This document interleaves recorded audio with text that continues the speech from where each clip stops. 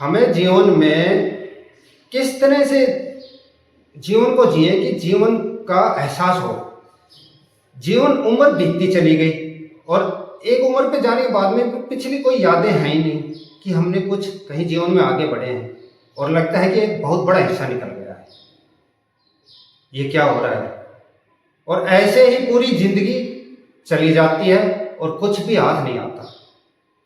क्या हम इस समय को अकाउंट में जमा कर सकते हैं बैंक में, जैसे हमने पैसे रखे और पैसों को निकाल के यूज कर लेते हैं? ऐसे पूरा समाधान, पूरा सॉल्यूशन जो बेस्ट पॉसिबल, वो इस वीडियो में चर्चा करेंगे। आप चैनल को सब्सक्राइब कर लीजिए।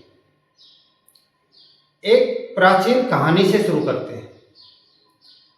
वीर विक्रमादित्य रोज दरबार लगाता था और अपनी प्रजा की शिकायतें सुनता था और उनका समाधान करता था उसी समय।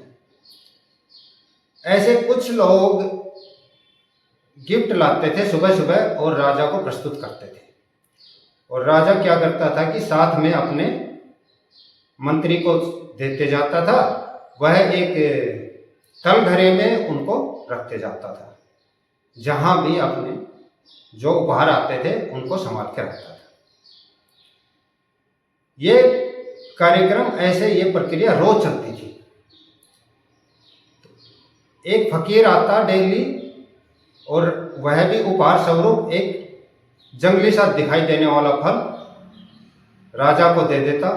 राजा देखता कि ये इस फल में देने वाली गिफ्ट वाली कौन सी बात है, लेकिन क्योंकि वह भी सोचता कि एक फकीर ही है, फकीर के पास और हो भी क्या सकता है, थोड़ा सा मुस्कुरा के वह अपने मंत्री को देते जाता। हर रोज वह फकीर वही जंगली सा दिखाई देने वाला फल लेके आता और अपने राजा को उपहारवश भेंट प्रस्तुत करता, और राजा अपने मंत्री को सौंप देता। और वह जो मंत्री है उस फल को एक तलघरे में जमा करते चला जाता। यह क्रम 10 वर्षों तक चलता रहा। 10 वर्षों तक रोज एक फल लाके वह फकीर उस राजा को देते रहा। एक दिन कोई पालतू बंदर राजा के पास बैठा हुआ था, तो जैसे ही फकीर ने फल राजा को दिया, राजा ने उस दिन मंत्री को न देख के वह फल पास में अपने बंदर को दे देता है, पालतू बंदर को। बंदर ने जैसे ही वह फल खाया, उसमें से एक बेशकीमती हीरा, बहुत चमकीला हीरा निकल के बाहर गिरता है। राजा चौंक गया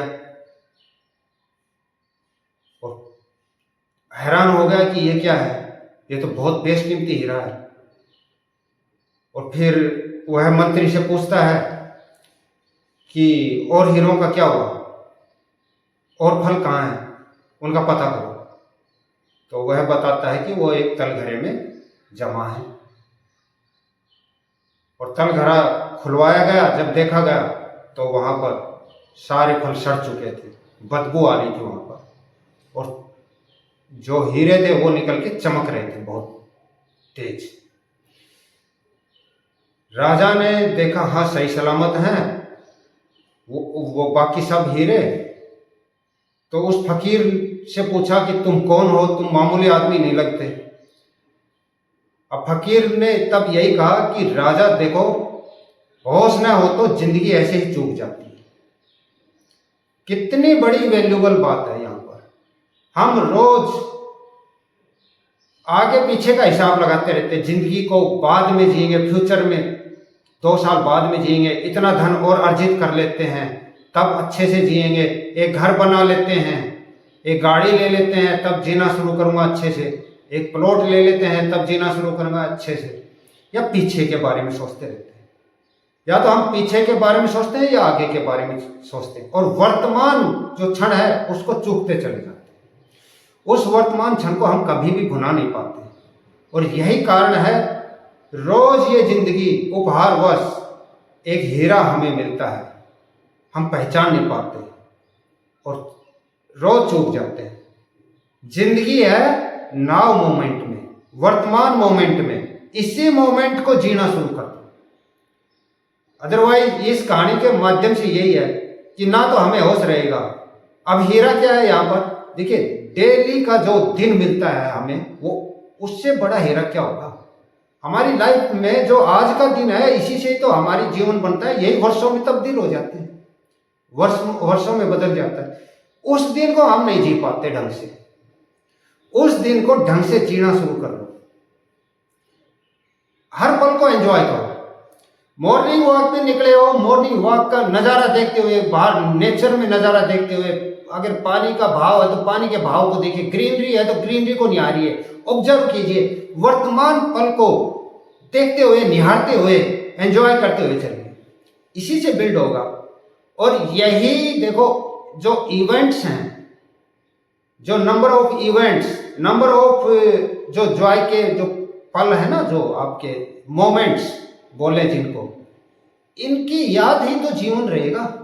और ये प्लेन अगर आपने इस जीवन के कैनवास पे प्लेन ही रख दिया, हमने कुछ लिखा ही नहीं, तो हमें क्या याददाश्त रहेगी। इसलिए प्रतिदिन को नाउ मोमेंट के अनुसार जिए, नहीं तो वही बात है, होश न हो तो जिंदगी चूक जाती है। Thank you for watching the video.